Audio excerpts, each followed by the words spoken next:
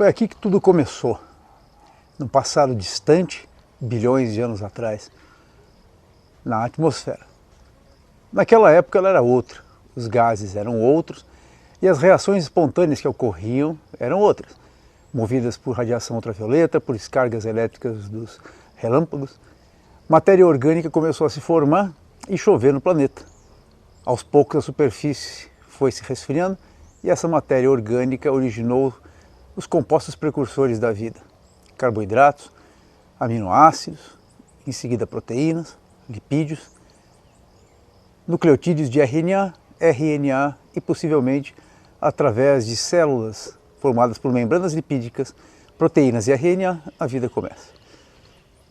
Mas ainda hoje a atmosfera é fundamental, pois dela vem o oxigênio que garante os processos aeróbios, dela vem o gás carbônico que garante a fotossíntese que alimenta a todos no planeta, e dela vem o nitrogênio, sem o qual não haveriam aminoácidos, não haveria proteína, não haveriam bases nitrogenadas, não haveriam ácidos nucleicos, não haveria nada que nós conhecemos como vida.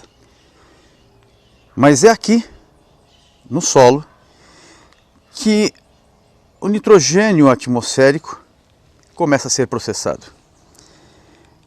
Nesse solo, como em qualquer solo do planeta ou corpo d'água, existem micro-organismos do reino Monera, bactérias e cianobactérias, capazes de fixar o nitrogênio atmosférico, o gás nitrogênio, que é inerte para qualquer um de nós. Oxidado, o gás nitrogênio se converte em nitrato, e esse nitrato é aproveitado por essas bactérias para produzirem os seus aminoácidos e suas bases nitrogenadas. E graças a isso é que começa a surgir a vida. O ciclo do nitrogênio é fundamental para a vida. As bactérias e as cianobactérias são fundamentais para que o ciclo se processe. Todos nós dependemos do nitrogênio. Animais, vegetais, fungos, bactérias. E inclusive os vírus, pois sem o nitrogênio eles não teriam seu material genético e não poderiam se reproduzir. Ou seja, ainda hoje, a atmosfera continua sendo a chave da vida. Por isso, mais do que planeta água, talvez nós decidíssemos chamar o nosso planeta de planeta atmosfera. Aqui nós vamos começar o ciclo do nitrogênio, sem o qual não há vida. O ciclo do nitrogênio é um dos processos mais vitais para os seres vivos. Sem nitrogênio, nós não temos aminoácidos, e sem aminoácidos não temos proteínas. Sem nitrogênios nós não temos bases nitrogenadas, e sem bases nitrogenadas não temos nucleotídeos. E sem nucleotídeos nós não temos DNA e RNA, ou seja, os ácidos nucleicos. E sem nucleotídeos também nós não temos ADP e ATP, que são as moléculas transportadoras de energia pelo interior da célula. Porque ADP e ATP também são nucleotídeos, os mesmos que utilizamos no DNA e no RNA, só que são nucleotídeos de adenina, por isso ATP, adenosina trifosfato. Então esse adenosina vem da adenina presente neles. O ciclo do nitrogênio começa quando bactérias do solo ou cianobactérias que estão no solo úmido ou em corpos d'água conseguem fixar o nitrogênio presente na atmosfera que está penetrando no solo, porque o solo é cheio de ar, ou então o oxigênio, o nitrogênio, o gás nitrogênio N2, que está dissolvido na água. A primeira etapa é a oxidação do nitrogênio. O gás nitrogênio N2 é oxidado pelo oxigênio e forma-se um óxido de nitrogênio, NO3, o nitrato. Quando as bactérias e as cianobactérias fazem isso, elas são chamadas de bactérias e cianobactérias fixadoras do nitrogênio. Assim como a fotossíntese é um processo fixador do carbono, nós temos o processo de fixação do nitrogênio. Essas bactérias oxidam o nitrogênio produzindo nitrato. Esse nitrato que elas produzem fica para elas e elas utilizam o nitrato para produzir seus aminoácidos e bases nitrogenadas. Porém, ao longo do tempo, com o metabolismo das suas proteínas, né, algumas proteínas não mais necessárias são desfeitas, viram aminoácidos, e aminoácidos excedentes podem ser queimados, assim como a glicose é queimada, podem ser degradados. E quando você extrai o amina do aminoácido, que é uma ligação NH2 ligada a um carbono, quando você extrai esse amina do aminoácido, esse amina NH2 se liga a um terceiro nitrogênio formando amônia. Esta amônia é tóxica e ela difunde pelo corpo das bactérias e cianobactérias e vai para o solo. Portanto, bactérias e cianobactérias fixadoras de nitrogênio contribuem duplamente com o solo. Primeiro, ao fixarem nitrogênio na forma de nitrato, o excedente de nitrato produzido flui para o solo. E no segundo momento, elas produzem excretas nitrogenadas na forma de amônia. E essa amônia novamente flui para o solo. Portanto, elas enriquecem o solo com nitrato e amônia, ou os corpos d'água. Os seres vivos farão uso do nitrato, não da amônia. A amônia é tóxica. As plantas aqui presentes, seja o bambu, seja a caliandra, seja a grama, vão aproveitar esses nitratos que estão presentes no solo. A amônia é tóxica, elas não aproveitam. Porém, no solo existem outros grupos de bactérias e não apenas as fixadoras de nitrogênio. Outras bactérias também presentes no ciclo do nitrogênio. E o que fazem essas bactérias? Elas captam a amônia do solo e a convertem em nitrito, NO2-. Essa conversão de amônia em nitrito, essa oxidação da amônia em nitrito, é um processo exotérmico. E esse processo exotérmico, obviamente, libera energia. Só que em vez dessa energia ser perdida na forma de calor, ela é reaproveitada. Essas bactérias, ao fazerem esse processo chamado nitrificação, elas liberam energia que é aproveitada na produção da sua matéria orgânica. Ou seja, as bactérias que convertem a amônia em nitrito são bactérias quimiosintetizantes. O gênero mais citado de bactérias quimiosintetizantes é o gênero Nitrosomonas. Elas fazem essa etapa de conversão de amônia em nitrito, que faz parte da nitrificação. Essa primeira etapa da nitrificação, porque ela será dividida em duas etapas, se chama nitrosação. Ninguém pergunta como é que se chama essa primeira etapa, nitrosação. Mas pode ser que apareça o nome Nitrosomonas. E já está se falando de uma bactéria nitro do ciclo do nitrogênio. Ela converte a amônia tóxica em nitrito, que também é tóxico. Então, por que essa bactéria se meteria com a amônia tóxica? A resposta, a quimiossíntese que vem da oxidação da amônia. Pronto, ela consegue matéria orgânica para ela e libera no solo não mais a amônia tóxica, mas nitrito, que ainda assim é tóxico. As plantas não gostam de nitrito. Sorte que existe um segundo grupo de bactérias desse processo chamado nitrificação. Esse segundo grupo de bactérias vai converter nitritos em nitratos. Ou seja, eu tenho a fixação do nitrogênio produzindo nitrato. O metabolismo dos compostos nitrogenados nas bactérias produz amônia. A amônia do solo é convertida em nitrito e o nitrito convertido em nitrato. Tá? Essa passagem aqui envolve dois grupos de bactérias, Nitrosomonas, convertendo amônia em nitrito, e Nitrobacter, um outro grupo de bactérias, convertendo o nitrito em nitrato. Essa conversão de nitrito em nitrato também é exotérmica e essas bactérias também são quimiosintetizantes. A energia liberada permite que gás carbônico e água reajam formando glicose. Ou seja, é produzido glicose a partir de compostos inorgânicos, só que em vez da energia do processo vir da luz, vem de uma reação química exotérmica. Por isso, quimiossíntese. Eu estou sintetizando glicose não a partir da energia da luz, mas da energia liberada numa reação química, quimiossíntese. Com isso é produzido nitrato novamente. Então o nitrato foi produzido duas vezes, na fixação pelas bactérias fixadoras e agora no final do processo de nitrificação pelas bactérias Nitrobacter. Esse nitrato no solo, novamente, é aproveitado. O capim aproveita, o bambu aproveita, a caliandra aproveita. Tá? E com isso, os vegetais passam a ter em seu corpo o nitrogênio, que eles obtêm na forma de sais minerais. O nitrato vai se associar a elementos do solo, formando, por exemplo, nitrato de potássio, nitrato de cálcio. E com isso a planta tira do solo na forma de sais minerais. Portanto, o nitrogênio que as plantas obtêm não é o nitrogênio atmosférico, é o nitrogênio inorgânico na forma de sais minerais. Com isso, via raízes, ele sobe pelo corpo das plantas e elas vão aproveitando esse nitrato para fazer o que elas precisarem no corpo todo. Qualquer célula viva do corpo pega esse nitrato e aproveita para fazer seus aminoácidos e bases nitrogenadas e, portanto, DNA e ácidos nucleicos, respectivamente.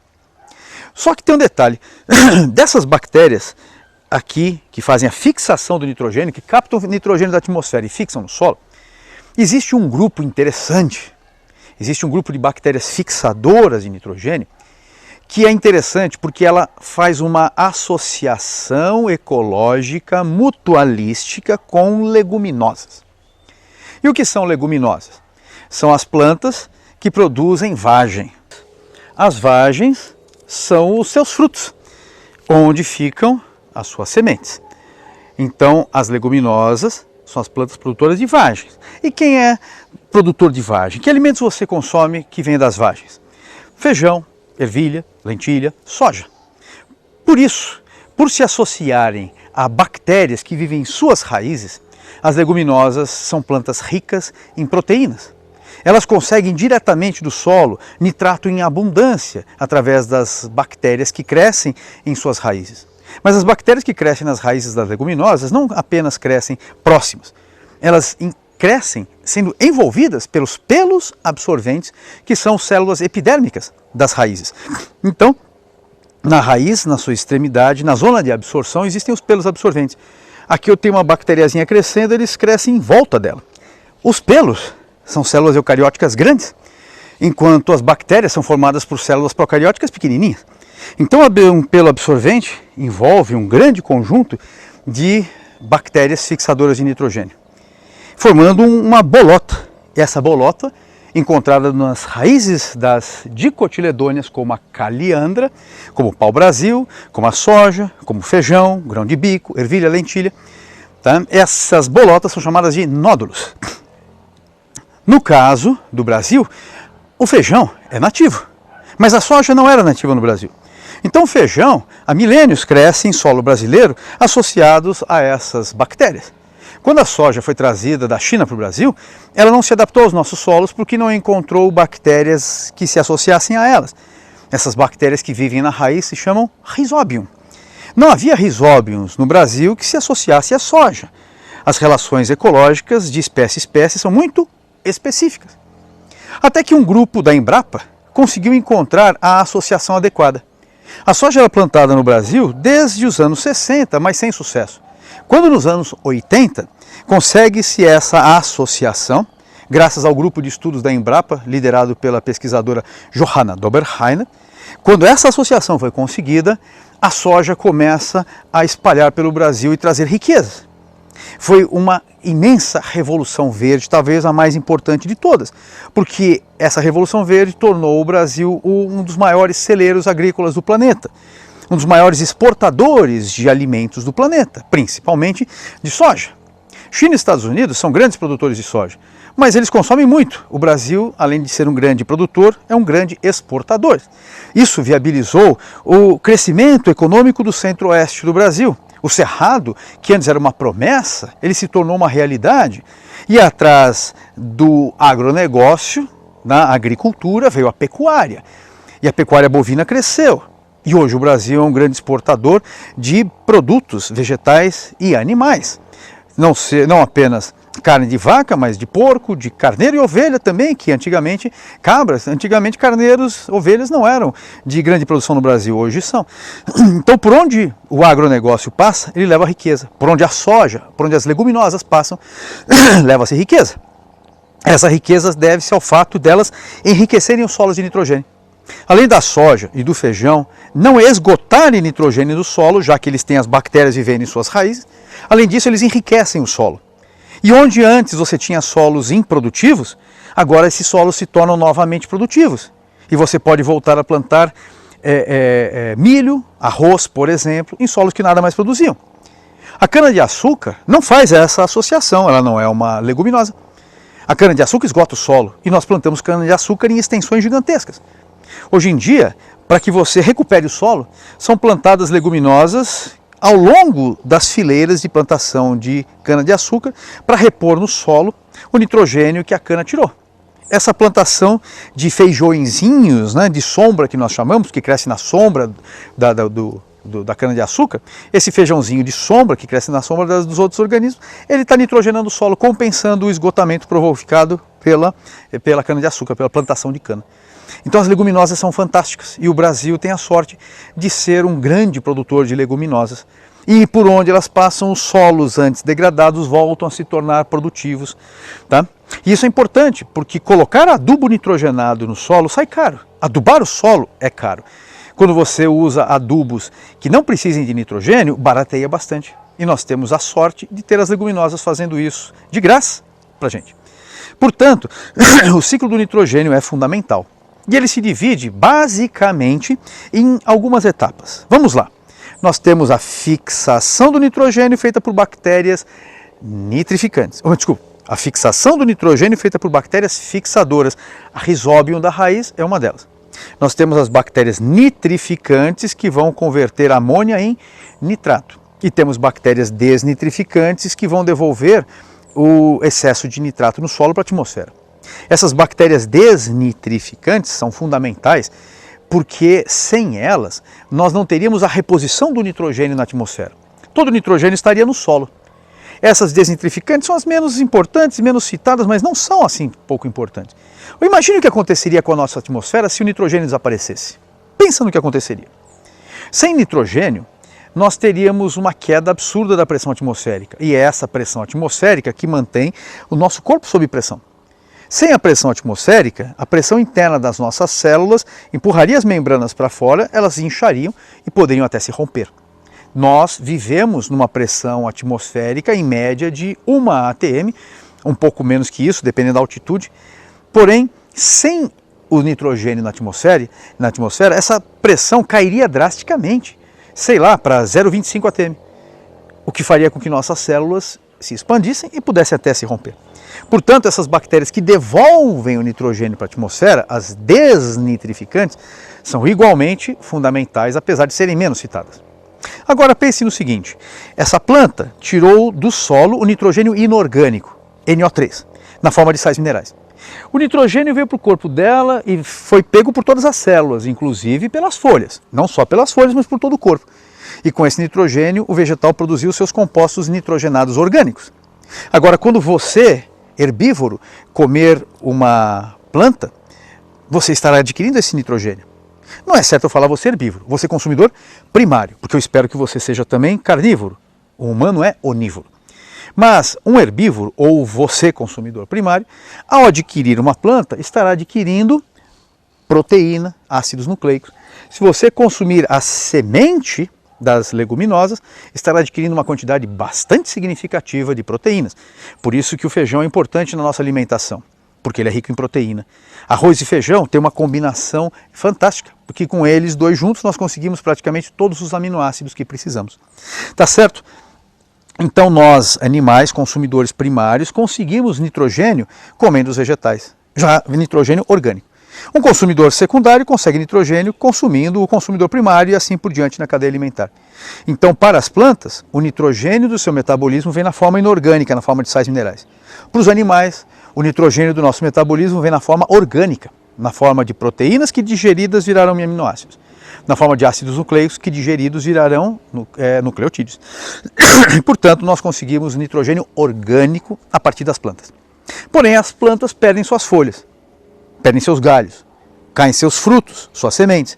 O homem perde seu cabelo, defeca, urina, tá? A pele descama, as escamas dos peixes e dos répteis caem, os exoesqueletos vão para o solo e aí por diante os corpos, os cadáveres e os restos no solo serão decompostos. Aí entram em ação os fungos e as bactérias decompositoras, decompondo a matéria orgânica nitrogenada e liberando no solo amônia. Aí esta amônia que vai para o solo é reaproveitada pelas bactérias nitrificantes. E aí ela volta à fabricação de nitrato. Nitrogênio no solo, decomposição, de restos, nitrogênio na forma de amônia, vem a nitrificação e eu tenho de novo nitrato. Matéria orgânica, decomposição amônia, novamente nitrato. Matéria orgânica, decomposição amônia, novamente nitrato. Logo, o ciclo de nitrogênio é formado por um triângulo, fixação, nitrificação, desnitrificação, e a nitrificação formando nitrato. Esse nitrato entra na composição orgânica dos seres vivos, aí vem a decomposição, volta a amônia para o solo. Então eu tenho um triângulo em cima e um retângulo embaixo. E depois vocês vão ver isso no esquema, representado no esquema. Então nós teremos 4 etapas: fixação, nitrificação, desnitrificação e a decomposição. Com isso, os micro-organismos, como bactérias, cianobactérias, fungos e bactérias decompositoras, tornam-se fundamentais para que haja o ciclo do nitrogênio. Então, quando alguém algum dia disser para vocês que as bactérias não servem para nada, o que você vai dizer para essa pessoa é: como não? Sem elas não há vida. Então, não são apenas as doenças que as bactérias nos trazem, elas nos trazem a vida. Sem elas, sem o reino Monera, sem a fixação, nitrificação e desnitrificação exclusiva do reino Monera, e sem a decomposição compartilhada entre Monera e fungi, não haveria vida. Portanto, respeitem mais as bactérias, respeitem mais os fungos. O planeta depende de todos os seres vivos que nele habitam. Está certo? Então até a nossa próxima aula, onde nós falaremos de relações ecológicas. Tá bom? Até a próxima. Agora vamos recapitular o ciclo do nitrogênio, observando esse esquema. Em primeiro lugar, acontece o processo número 1, onde o nitrogênio está sendo convertido, oxidado a nitrato. Esse processo 1 é a fixação do nitrogênio, ou fixação biológica do nitrogênio. Entendam que essa fixação do nitrogênio, que eu citei como biológica, ela também pode acontecer por meio de descargas elétricas e a própria reação do ultravioleta na atmosfera, formando nitratos de maneira não biológica. Tá? Também ocorre quando tem dias de tempestade. Como o Brasil é um dos países que tem os maiores índices de tempestades elétricas do mundo, então, no nosso caso, a fixação não biológica do nitrogênio ela é bastante acentuada, mais que a maioria dos países. Mas, em geral, nos vestibulares, nós citamos mais a fixação biológica. Processo 1, realizado por bactérias e cianobactérias.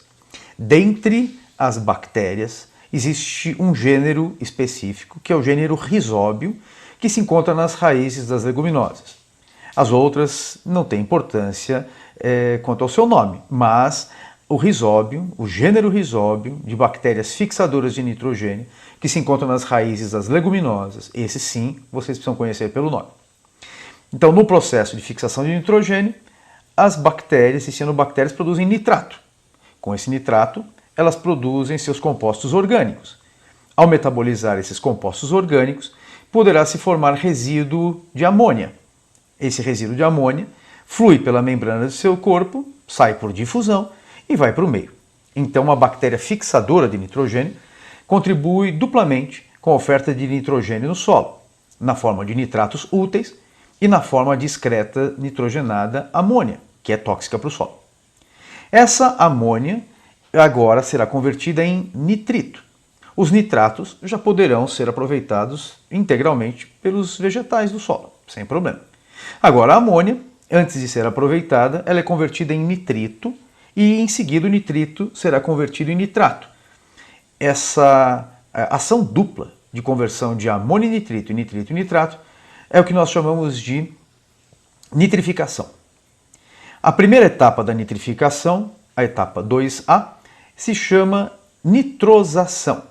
A amônia é convertida em nitrito. A segunda etapa se chama nitratação. O nitrito é convertido em nitrato. Amônia e nitrito são tóxicos, as plantas não fazem bom uso deles. Agora, o nitrato sim é bastante útil e formará sais interessantes para a planta produzir seus compostos orgânicos. Então, os produtores, sejam eles plantas ou algas, né, os produtores capturam o nitrato do solo pelas suas raízes, no caso dos vegetais terrestres, por toda a superfície do corpo, no caso as algas, e agora, com esse nitrogênio inorgânico, farão seus compostos orgânicos nitrogenados. De novo, aminoácidos para as proteínas, bases nitrogenadas para os ácidos nucleicos e ADP, ATP. Os produtores agora, então, terão nitrogênio orgânico no seu corpo. E esse nitrogênio orgânico, participante das moléculas orgânicas, será adquirido pelos animais. Então, um produtor retira o nitrogênio do meio na forma de nitrato. Um consumidor retira o nitrogênio dos seus consumidos, sejam eles animais ou vegetais, então na forma orgânica. Os restos, os cadáveres dos produtores, dos consumidores, agora sofrerão a ação dos decompositores. Os decompositores decompõem restos, cadáveres, fezes, urina, folhas caídas, não é isso? Convertendo agora essa matéria orgânica novamente em amônia. Ou seja, os compostos orgânicos nitrogenados desses restos e cadáveres serão liberados no solo na forma de amônia. A amônia retorna para o ciclo, fazendo parte agora novamente da nitrificação, voltando a ser nitrito e o nitrito nitrato. Esse excesso de compostos nitrogenados no solo intoxicaria o solo se formasse, por exemplo, em vez de sais de nitrato, se formasse ácido nítrico. Em vez de sais de nitrito, se formasse ácido nitroso. Isso prejudicaria o solo, as raízes não toleram acidez. O que acontece é que esse excedente nitrogenado é devolvido para a atmosfera no processo 3, chamado desnitrificação. E quem realiza esse processo são bactérias desnitrificantes.